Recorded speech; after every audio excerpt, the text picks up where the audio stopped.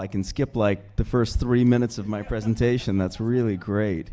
I do have one thing to say, however, if my mom and dad are listening, and for all of you might want to sit down for this, I'm a tech CEO. Also, I'm gay. So let's move on from there. Do we have my presentation up? You're all very happy at the moment. I'm gonna bring you down a fair bit. I hope you're looking forward to that. I'm gonna talk about the loneliest job in the world, and that is being an entrepreneur, frankly. I'm gonna tell you how to avoid it, because it's a tough job, and we're gonna go through that. Before we do that, I'm gonna talk about ThinkResearch really briefly. Our mission is on the board there, so you can read it yourself. We take evidence and clinical best practices, and we create software-based decision algorithms and tools that drive high-quality decision-making. Effectively, what we do is we help doctors and nurses and pharmacists to do their job in an evidence-based way. Our clients are those that are looking for better outcomes and clinical standardization, so typically hospitals, clinics, long-term care facilities, so on and so forth. I'll just move on to the next, that slide. So today we have about 1,100 clients and 200 and change people at our company. If you have walked into a hospital, or if your family members have walked into a hospital, we probably have your data. Today we have 18 million client interactions or patient interactions, and those have accumulated principally in the last 18 months. So we're growing rapidly, and we're growing, the amount of data that we have is also growing relatively rapidly. And take a look at that growth curve. Isn't that great? This is the growth curve that we show to investors. It goes up and to the right. Right? That's the only one that you show to investors. That's the real growth curve. And for the tech entrepreneur, honestly, this can be the loneliest job in the world. For those of you that are doing it, or trying to do it, or will be doing it, or are working for a company that is trying to do it, for the most part, what you're doing, what you're building, hasn't been done before. That sits as a weight on your shoulders. The business model you're trying, or the 20 business models you try before you get it right, that sits on your shoulders. You've got to get it right or fail. The heavy weight of payroll,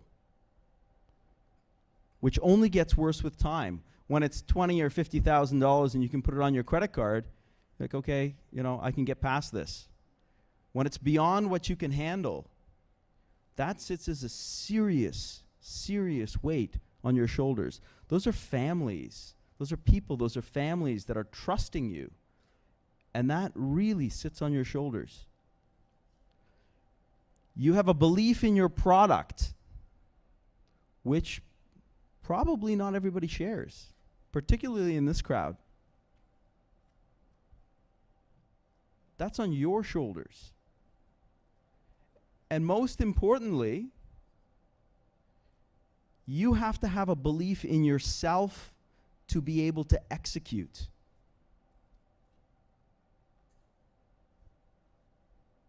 And when you're staring at the ceiling at 4 a.m. and you're thinking, well, fuck, payroll is tomorrow, I don't have the money,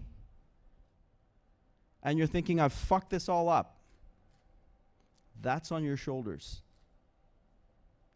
Those are all places that we've been as ThinkResearch. And frankly, we've been there multiple times.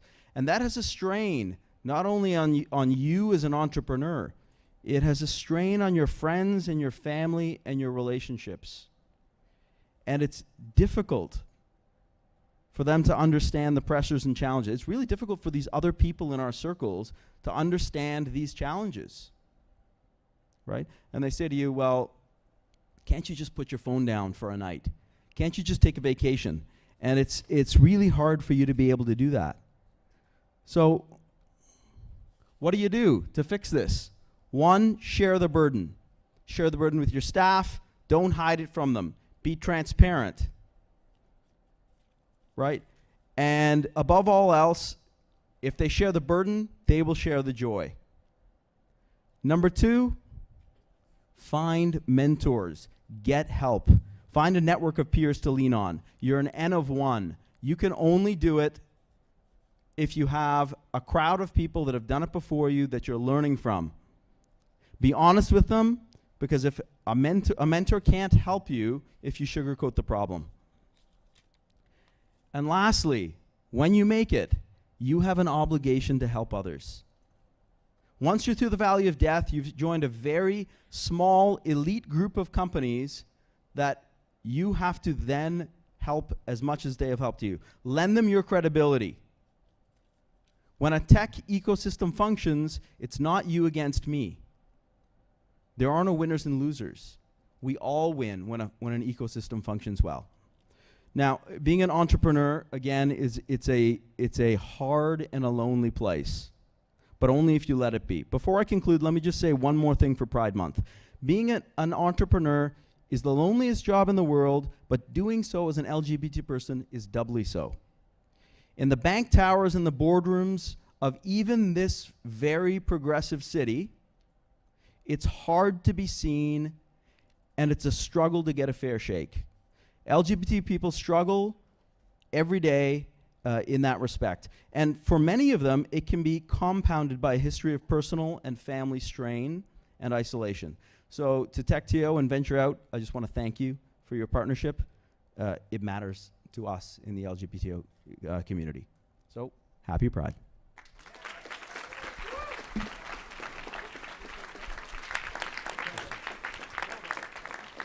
You've got questions?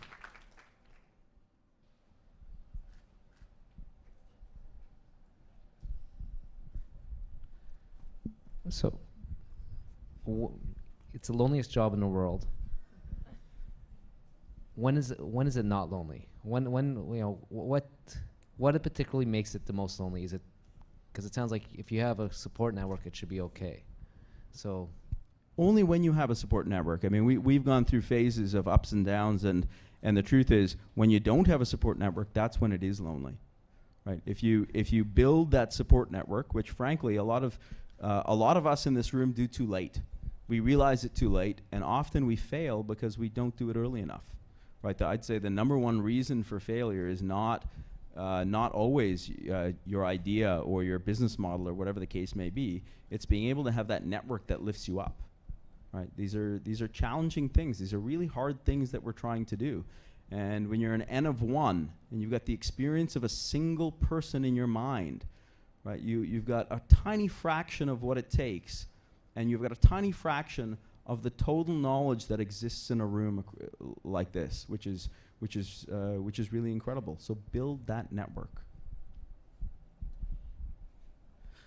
Here. Hi. So you said as a CEO, you must share your frustration, not really frustration, you should be very transparent with your employees. Was there a period in your career as a CEO when your company was falling down and then you were very transparent? Weren't you having that fear of losing them? How did you encounter it? I'll give you a scenario which has happened repeatedly. So any company goes through a cash crunch, right? In our very first, so in the early days, I could fill that with my credit cards, and we'd meet payroll or whatever the case may be. When it got too big for me to be able to handle on my own, the very first time I went out and I said to my, if I hadn't done this, frankly we wouldn't be here today. I went out to my senior team and I said, we're kind of screwed. We're fucked. We're short on cash. We got receivables. They're not in yet. We got payroll to meet. And I put out the collection plate. Right, and I said, guys, here's the truth. We need help. That time, we raised about $100,000 from our senior executive team. The third time that it happened, right? The third time that it happened, we raised $1.5 million from our senior executive team, short-term emergency cash, from them and their networks, because they took so much responsibility They were so invested in the company by that third time that they stepped up and they reached out to their own personal networks to be able to raise the cash and fill our gap until our receivables came in. So yeah, transparency matters, right? They are a huge resource for you, and as a CEO, you've got to build that network of senior executives around you who are super invested. But the only way you're going to do that is to be totally transparent with them. One more question.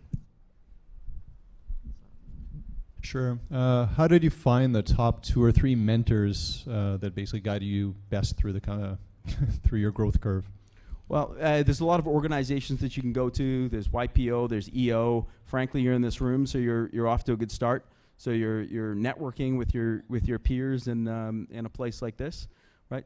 The fact of the matter is, you've got to have many people that are available to you for many different problems, right? So not all of your mentors are going to be good at everything. And frankly, again, back to the earlier part of what I was saying is, the types of things that you're trying to do are really hard.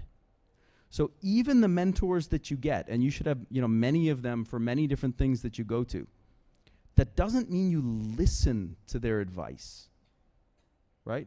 You believe in what you're building more than anybody else does, right? You believe in yourself more than anybody else does. So the mentors are there to give you information and their experience. But you're the person that has to make the call at the end of the day. And if you have to tell them all, hey guys, thanks, but no thanks. This is the way that I'm going. For these reasons, you should do that.